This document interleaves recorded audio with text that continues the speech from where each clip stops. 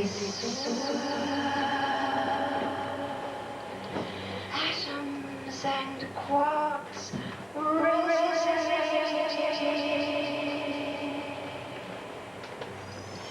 there was a rhythm which became a which became a song, and everything sang.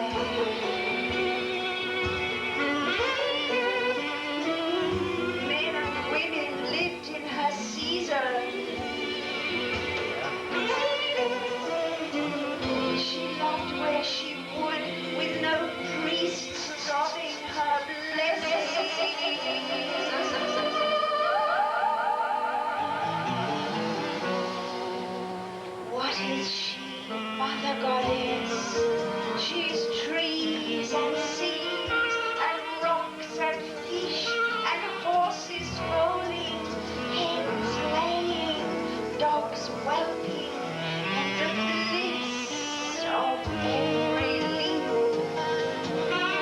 She's surrounded by love.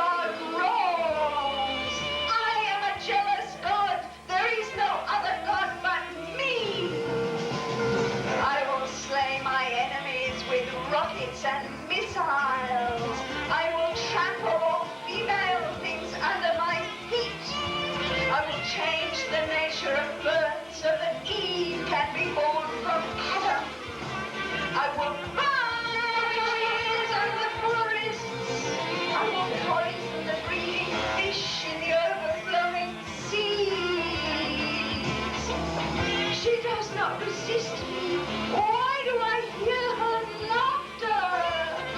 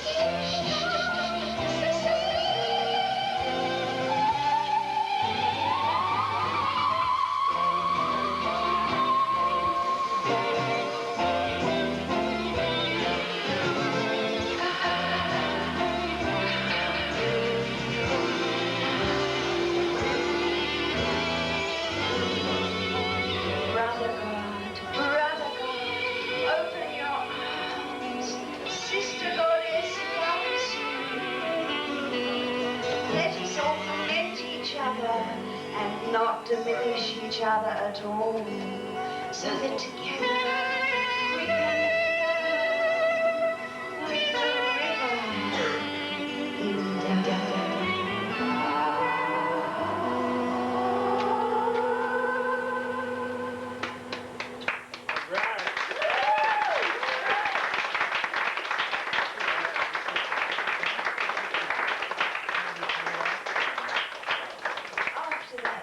To do the layperson's guide to comparative religion, which I adapted from a traditional Old English poem. And it goes like this. I have to read it because it's not my poem. Taoism says, shit happens. Hinduism says, this shit has happened before. Islam says, if shit happens, it is the will of Allah. Catholics say, if shit happens, it's because you are bad. Hedonists say, there's nothing like a good shit happening. Lutherans say, shit happens because you don't work hard enough. Patriarchy says, shit has happened because of disobedience. Unity says, I do not affirm any shit whatsoever. The concept of shittiness is not in my thoughts. Fundamentalists say, we are all shitty and deserve more shit. Humanists say, this shit is ours. Embrace it. Cherish it. Judaism says, why does this shit always happen? New Age says, shit is only in your mind. Charismatics say, praise the Lord for shit. Existentialists say, what is shit anyway? Feminists say, guess who caused most of the shit? Go girl. Zen says, what is the sound of shit happening? The goddess says, shit fertilizes. And Rastafarians say, hey man, you got any shit? Let's smoke this shit.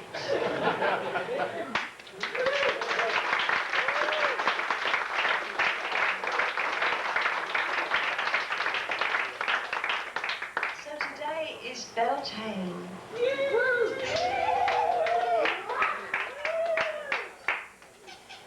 To do a piece in honor of all the witches who were burned. I think something between 6 and 9 million, and actually they were not diabolical, awful creatures. That was a whole propaganda exercise of the church, because they wanted to get rid of the healers, the counselors, the wise women. And so we have this picture of it. Wicked witch of Halloween, I'm going to do horrible things to you, put a spell on you. But Satanism was invented by Christianity, not by witchcraft. Witchcraft is transformation, natural magic, being in tune with nature. So this is dedicated to Beltane. I am a witch, bold and brazen, want a potion to take away your pain. I will brew and brew rosemary and rue. Pretty wicked bent over my cauldron.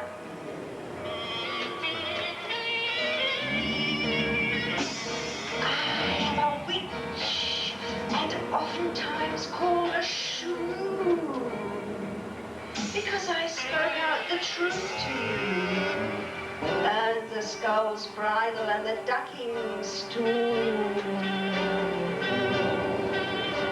Sorry I mentioned, oh husband mine, that hitting your children was not just fine, but sure it stopped their fantasies and childish gay.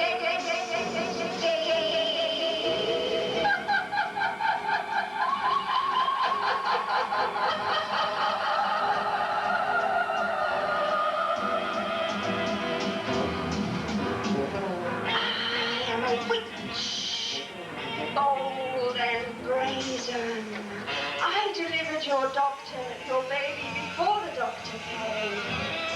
He just had to finish his lunch, you see. I gave your wife a potion to take away the pain, though the pain is supposed to help her soul.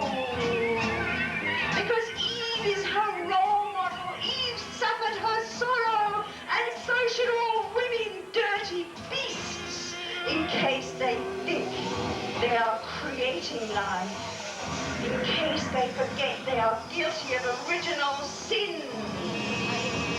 Creating life, only God can do that, and God's a man.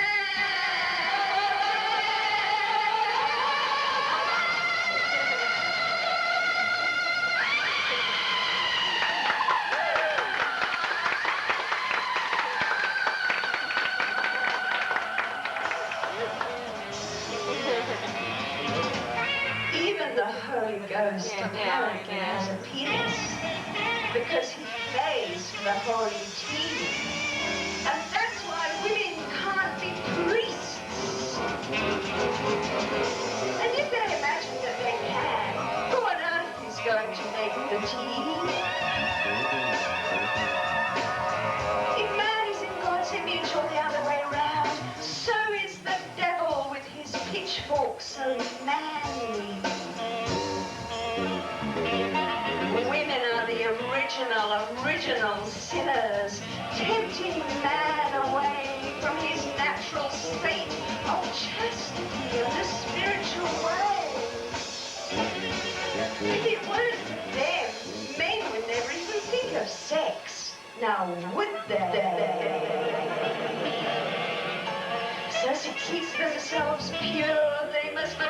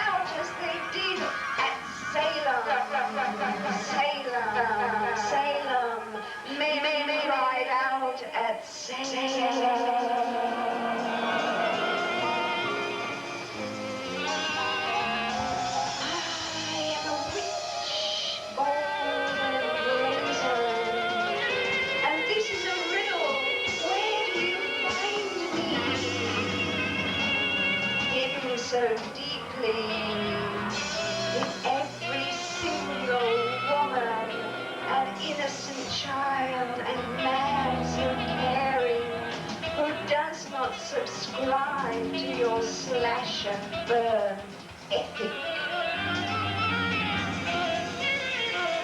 We are all witches, for we want to think freely, act kindly, grow wisely, love, dream, love, dream. We are all witches.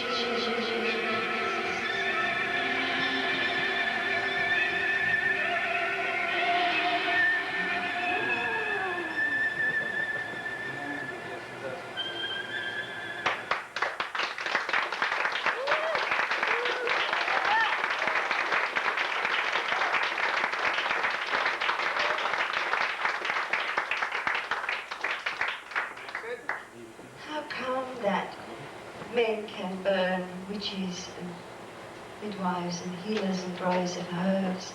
It's because little boys are brutalized into losing their feelings. So this is about boy, a little boy, delicate, gentle, feeling boy.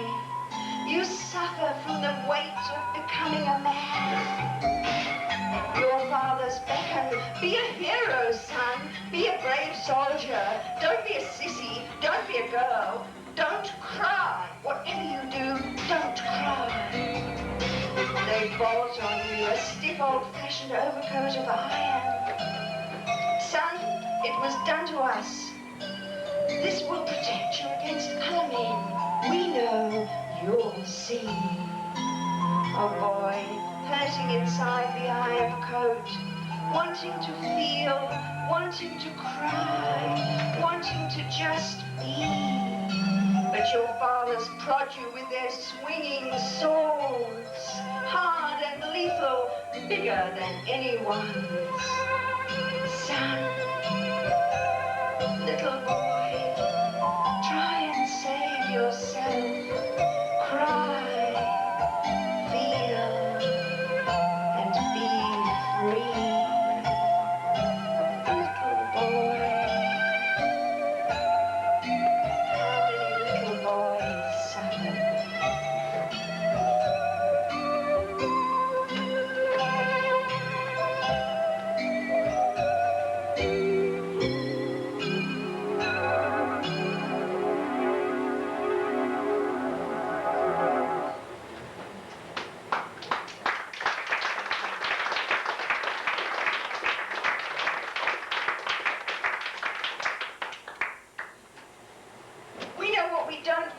We don't want that man with a funny look tiptoeing after us along the city pavement. Dark houses with shadowy gardens, night dreaming at the side. Crash, he's got your shoulders, knocks you about till you wish you'd died. Fight for your life with his maniac grip. Run down the street, find a policeman, quick, quick. Ah, says he with a wouldn't mind raping you myself look in the eye. What you doing walking down the street anyway? It's your fault, you know, to be dressed like that. It's your fault, you know, to be out so late. Huh, just look at you now. Who would ever want to rape you anyhow?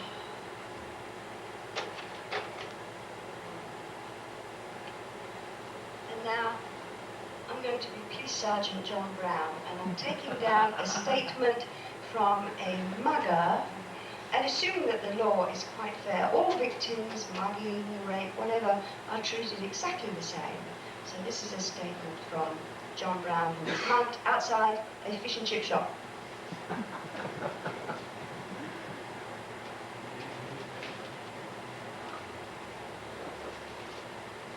So, you say, sir, that it happened last Friday. Your memory isn't a bit weak. Isn't it Thursday today? We're a bit confused, are we, sir? So, you parked your car outside the fish and chip shop in Main Street. Don't you think that was unwise for a start, sir? You don't need fish and chips, do you? You could have gone straight home.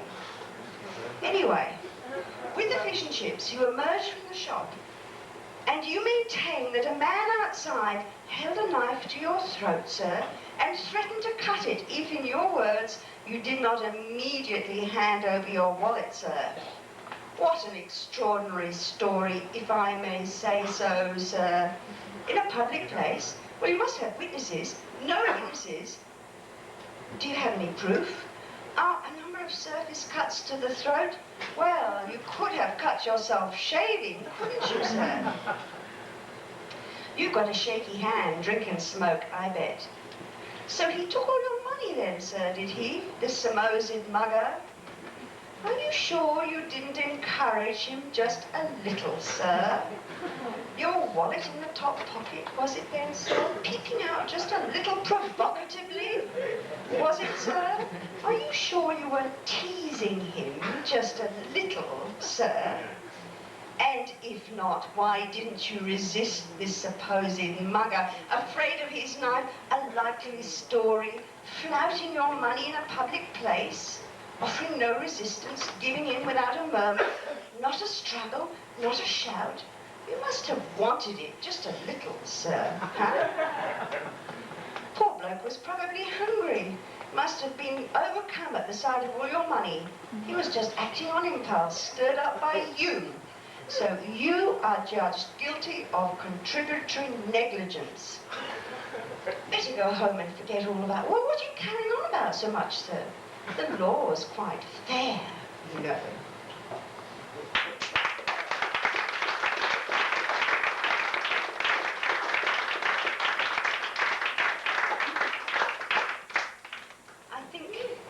What I would call the establishment male, of whom there are none in this room, has a vision of women as coming from another planet. So this is about the view that some men have of women. We women are like ambassadors or spies from a foreign land. Unpredictable aliens, incapable of anything, making men weak from desiring our bodies. Despite our marriages, despite our devotion, to be regarded with an ultimate suspicion. Tamed, but somewhere deep down and way back, not to be trusted.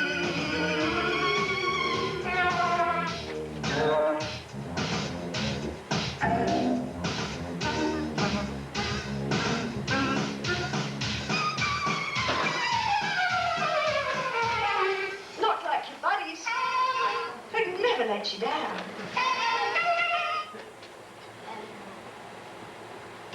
When I was a kid, I was very bad. I was expelled from school. Most of the best people I've met since I've been grown up, so to speak, have been expelled from school too. And sometimes, if I say, who was expelled from school, practically everybody puts their hand up. So, I think it's because we just fit into the system, and we thought we were bad people, but actually it was just what we did. And so this is for all the bad kids.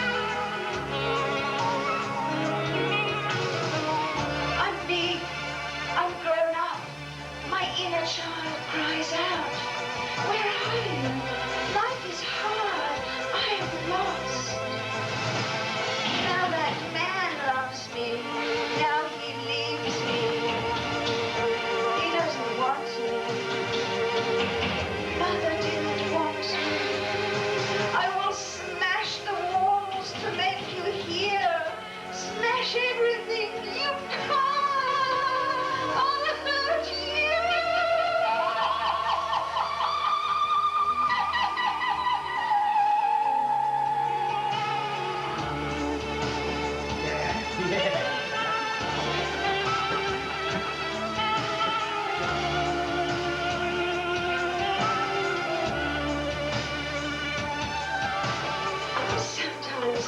mother was a bad witch.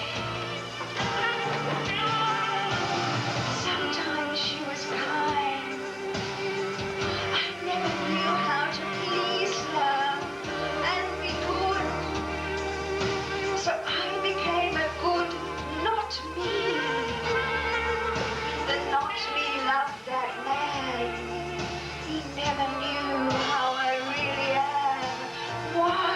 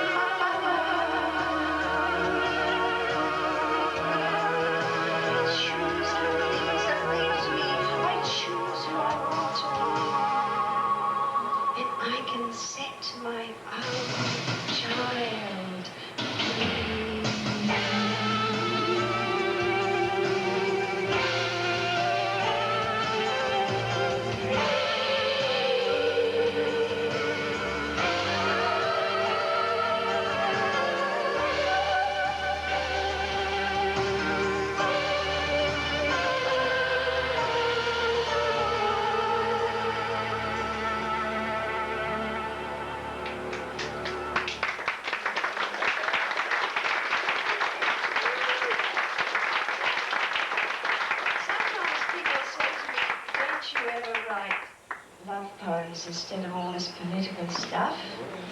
And I do write love poems, actually. This is a love poem. It's called I Have Slept in Some Wonderful Beds. I have slept in some wonderful beds with dreams of refuge, of coloured light, beds of heaped white pillows, beds like old curtains, lovers like old curtains smelling of dust, lovers like white pillows, and some lovers like those pillowcases printed with huge yellow suns shining out under your body forever.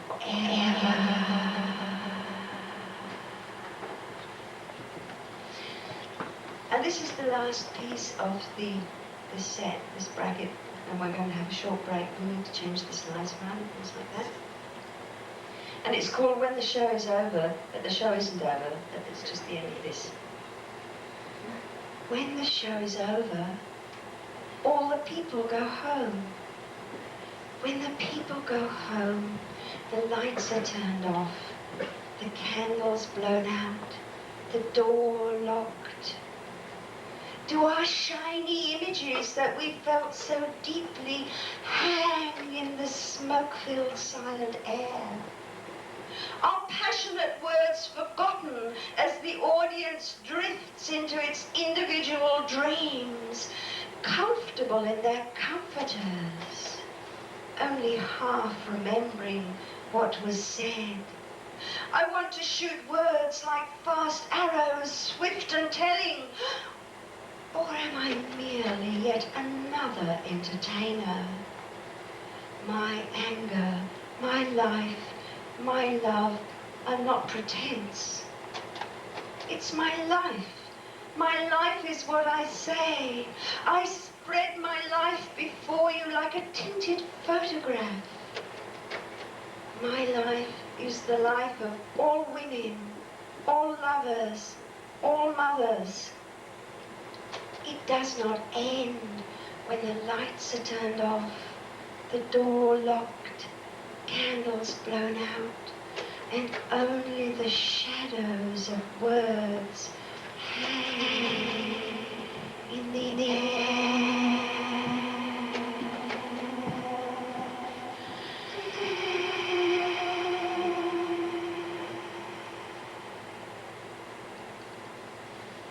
Thank you. We'll stop for 10 minutes.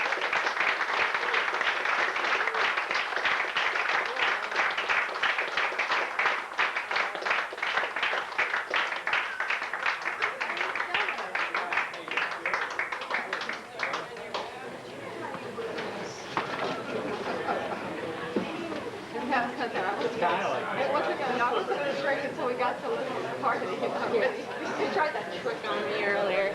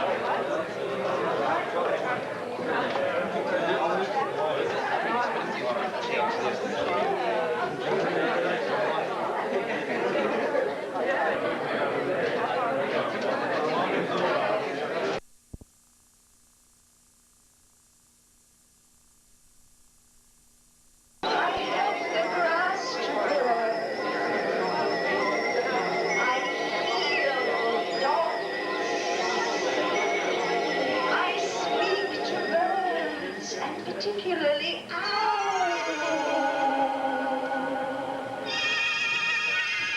I've never heard on the full moon flying high.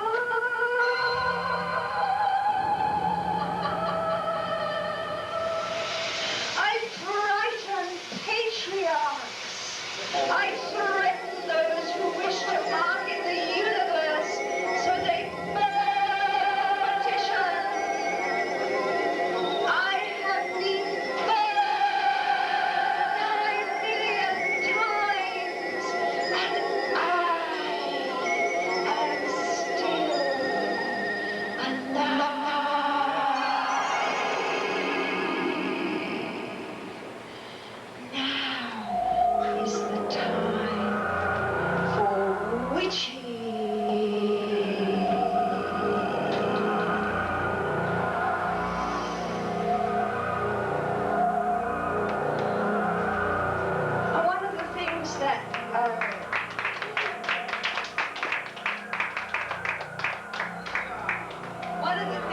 the church did was to make Satan out there, like it belongs to somebody else, it's not our problem, we're good, and that's the devil. And I think what witchcraft does is to incorporate our own demons and work on them and transform them. And so this is about the shadow self. We all have shadow selves, we all have horrible things inside us, and it's our responsibility to get rid of them, not somebody over there who's going to deal with devils. And so this is called I Am Your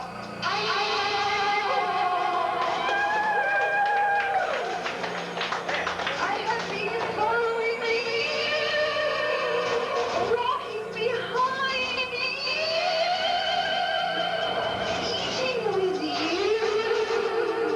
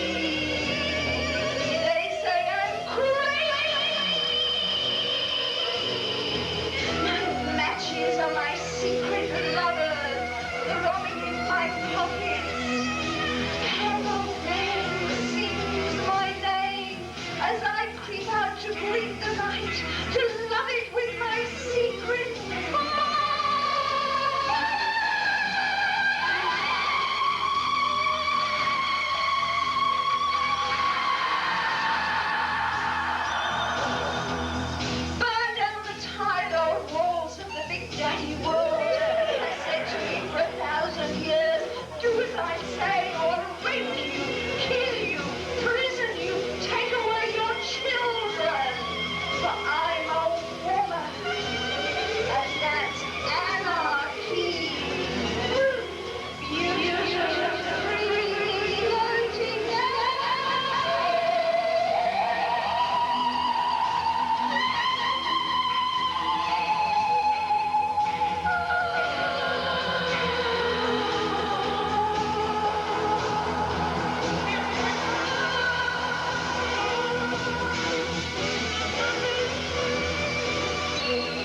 Generals and petty politicians on the line.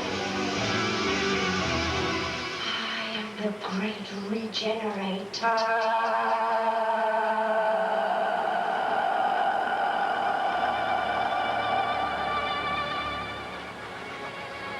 But then there's the problem of being a wild woman.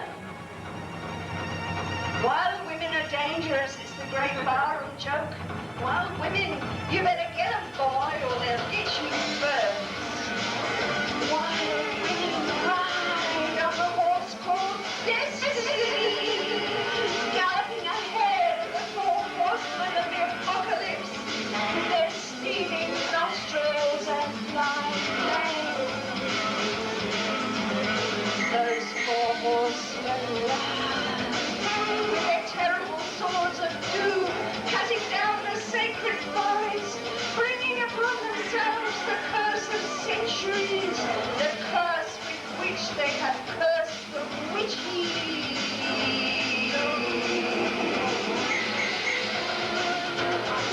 Tidal waves and torrents, the wind shrieks its name. Humanity, change, change,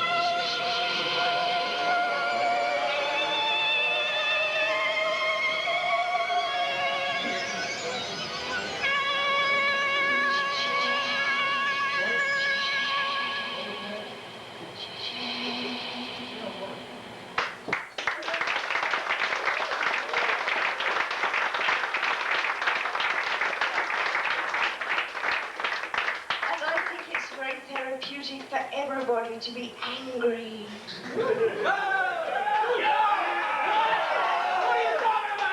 So I want you to shout out what you're angry about.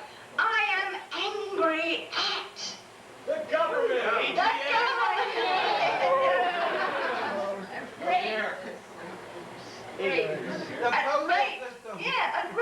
At rape. In Melbourne, there's an organisation called Men Against Rape, and men demonstrate in the streets and march against it. And I think that's a fantastic thing for men to do. It's a good way of expressing your anger. So, what about the rainforest being cut down? Yeah! Shout it. Let's be angry. Yeah! Sucks. More anger. More. We'll kill her.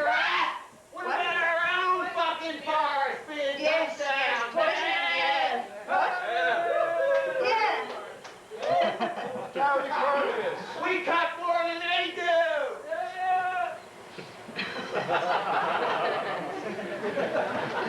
you. Thank you for your anger. And this is the healing of tears. Men cry. Men do cry. Men will cry. Men can cry. All toy is gone, love lorn. Women cry. Women do cry. Women can cry. Women will cry. Rivers of gentle, warm, soft relief. Beware of the people who cannot cry.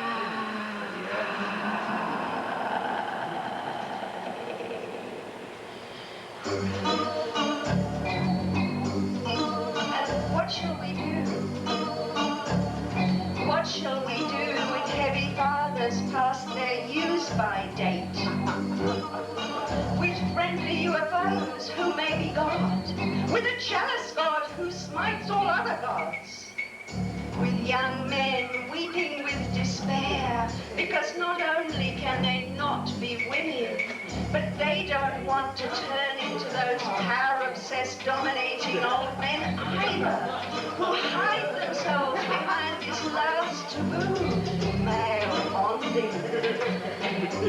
What glorious maleness can they celebrate, those beautiful young men, and not be blasted by misunderstanding? Women think it's another footy team. And those old men, they cry treason and treachery. At least you expect women to muddle things and in the end muck up, like in the church. But those young men, they are traitors, betrayers of the whole scheme of things. Traitors. Not so. They are prophets, whistling the wind of change. Women know how lonely it is out there. And if we got to heal things, we can heal things by magic, which means by linking ourselves onto the natural flow. Some people have magic laws. Some people don't. Some people use magic. Some people don't. Some people love magic. Some people don't. Some people hate magic. Some people don't. But the truth of the matter is, if you hate magic, magic hates you. If you scorn magic, magic scorns you. If you use magic, magic will use you. If you love magic, magic loves you.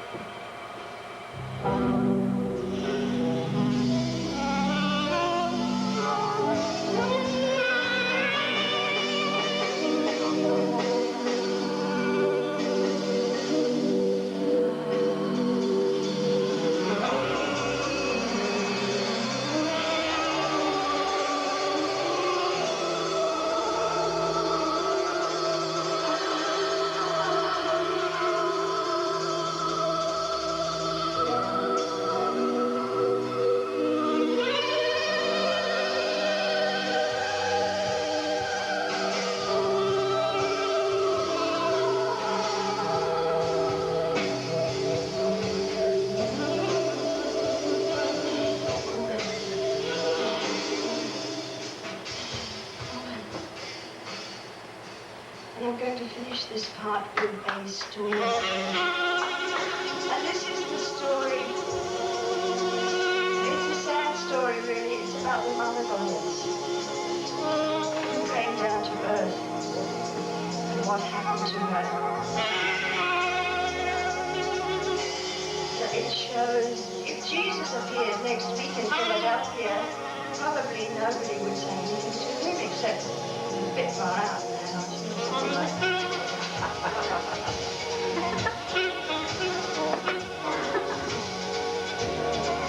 this is the morning. Knock, knock, who's there?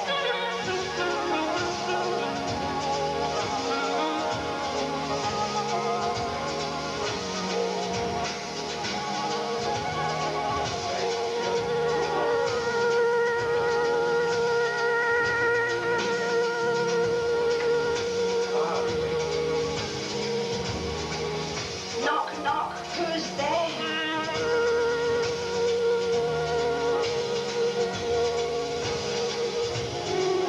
The knocking echoed down the street,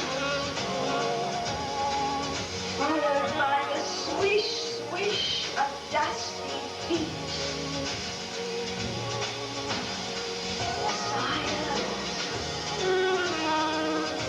A silence and a waiting, as if the whole of eternity,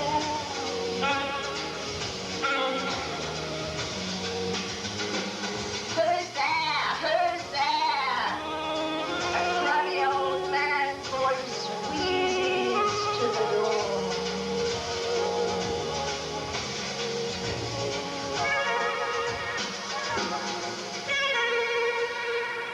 It is I, the Mother Goddess, and I am here for the second coming. The heavy gates of the church quivered as her light fell upon them so gently. There was a rustling and a whispering and a scuffling, door slamming, feet running, and the little window opening. So sorry. Women may not be admitted to a meaningful ministry, you know. Come back in 1995. It may be possible then. The Synod says, you know. The little window shut, bang, opened a crack. Try the Salvation Army down the road. She turned, barefoot in the dusty road, wiped away a tear, not for her, but for him, for them, knowing how much they needed her. She walked the city streets. The flowers leaned towards her. She smiled, and the animals followed her. On the corner, a little hunchback crouched in a wheelchair, scrunched up selling newspapers. She touched him. He felt a shuddering warmth.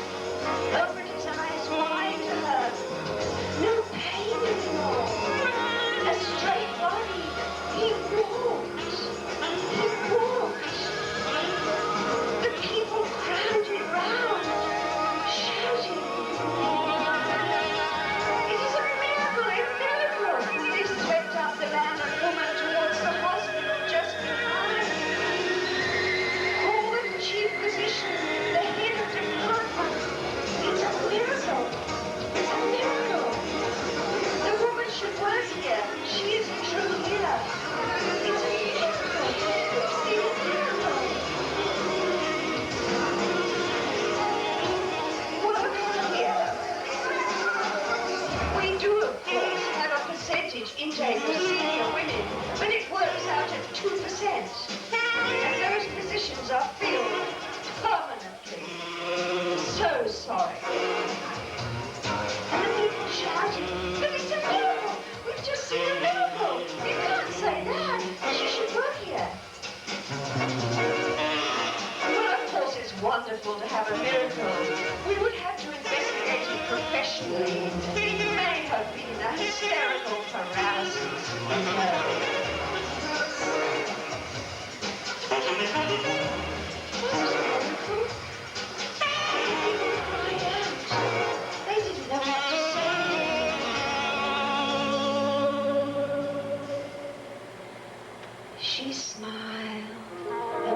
out into the dusty street. The people surrounded her.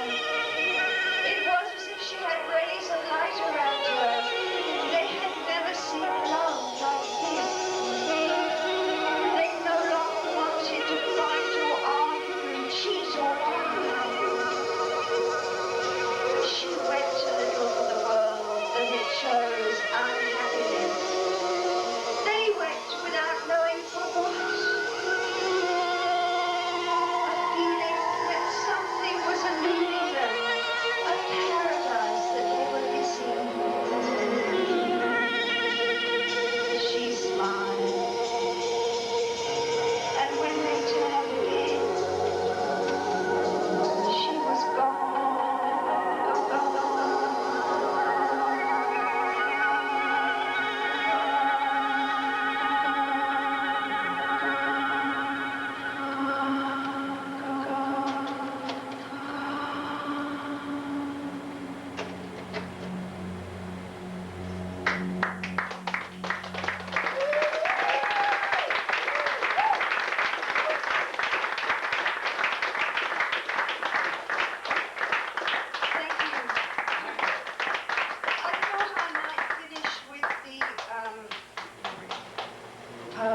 We who were raging in the late 60s and early 70s, which some of you might know.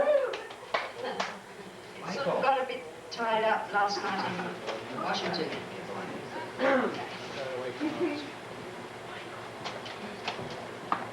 It has slides, by the way. Just carry on. We who were raging in the late 60s and early 70s, who took acid for breakfast to make sure no day passed without visions, and were Nefertiti in moonlit Egyptian palaces, prostitutes in ancient Rome, and changed into cats and wild things in forests where we ran without clothes and saw Mescalito. We shared our lovers constantly, not panicked or even aware of social diseases or AIDS. The only sin was jealousy and being possessive of people or things. It's all yours, man. Share me or share you. We admired those girls who screwed every single lorry driver who picked them up hitching out of compassion and homage to the Great Mother.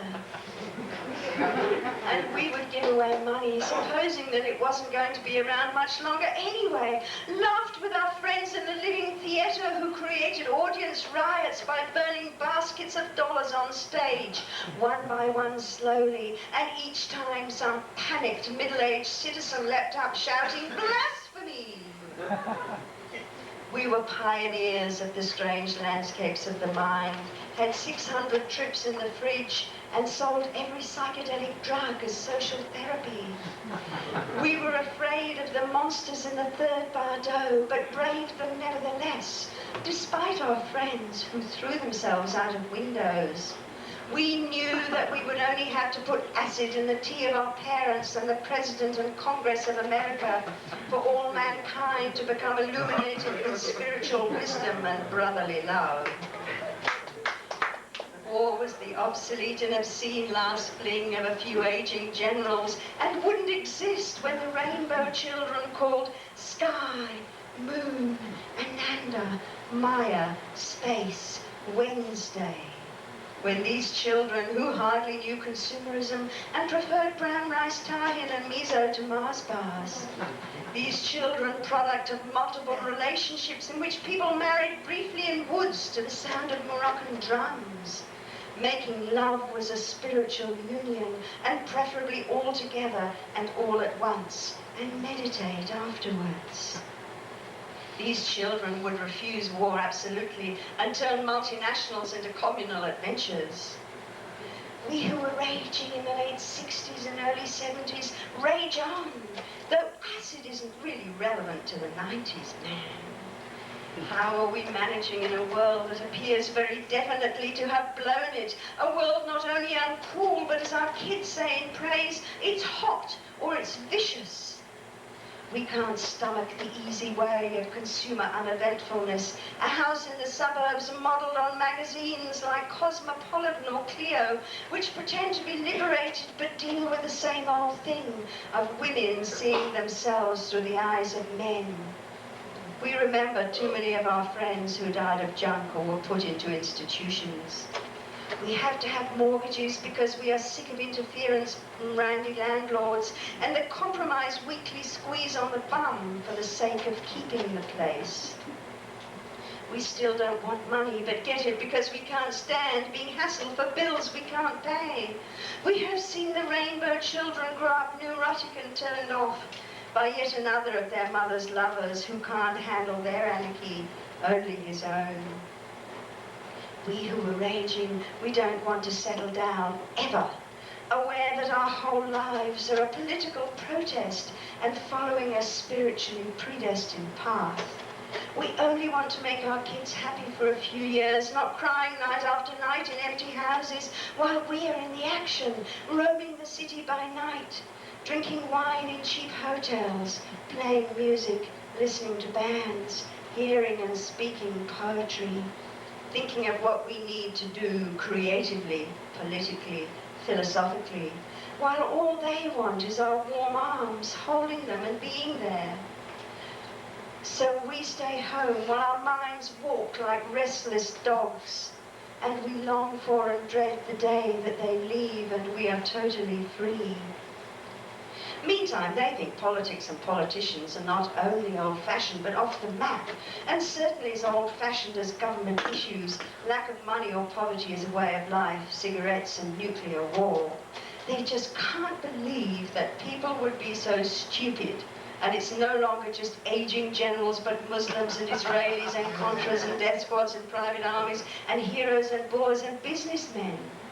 But if they are, and kids can't do anything about adult stupidity, they simply don't want to know, but enjoy themselves for as long as they've got, and get their hair cut and coloured constantly and wonderfully. If George Bush was a dickhead, Sir Joe is a dickhead, Hawke is a dickhead, the Pope is a dickhead, Rambo is a dickhead, well, what can they do? We who were raging in the 70s hear all our favourite songs recorded as covers with more bass and drums and less confused guitar solos. What is the reality we confront now? Now that it's too late to fill the world's teacups with acid, and coloured and shaved heads are the last defiant protest against the grinding jaws of a world apparently insane that could be totally wrecked by the year 2000 as billions of overpopulation live in deserts where the rainforests were, and rich old men who only look to get richer are more firmly stuck in power than ever. Their only visions, the ceaseless roar of stock markets, and their only diversion, closed meetings with other rich old men in Swiss hotels. What can we do but rage on, whenever, however, whoever, and hope that we will become increasingly aware and write better poetry? And the sun shines bright, and life's a beach, you know. We play music in the full moon glow, but wonder whether you or we or the rainbow children or the gurus or the poets or the punks or the teenage suicides or the job centres or unemployment schemes or carefully worded newspaper editorials or publicity handouts or presidential apologies or visionary schemes can actually deflect, control or change anything. All we, you or they do is shine a torch to see where we are as the world clanks on in its own weird and predestined way, till even the rich old men are caught in the wheel and it spins faster, faster, faster, faster, faster, faster.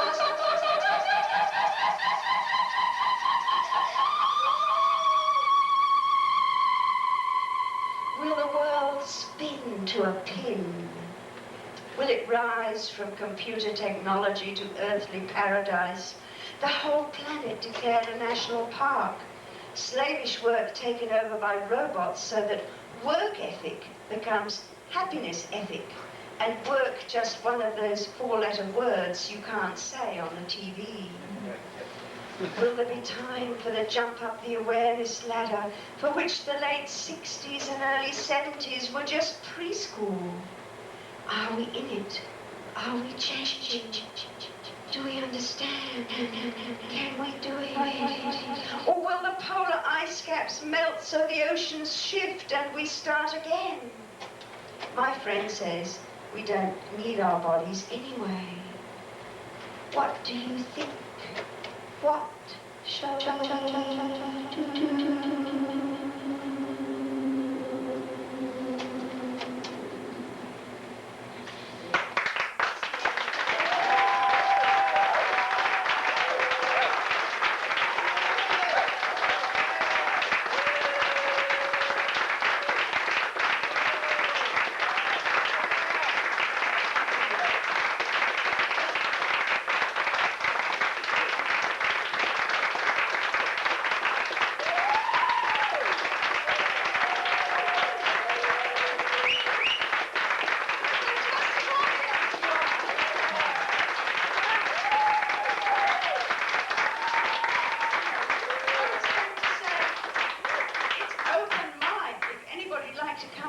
Poetry or do anything. Where's Tom the poet? Mark. Tom the poet. He's in Austin, Texas. Yeah, long way away. But anybody who can, Mark. You know, I've just about sort of. I think I finished. Thank you. Yeah.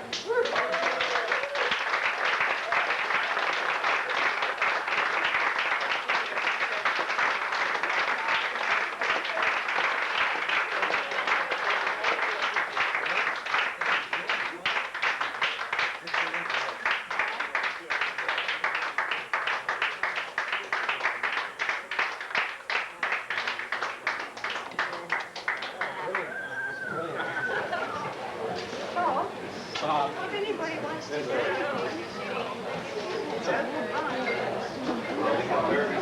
Reserve Philadelphia crowd.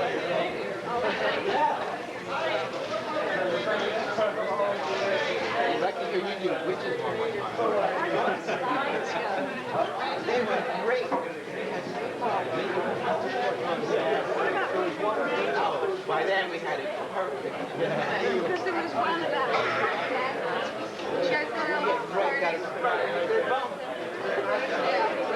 We're ready to go. You must have been surprised.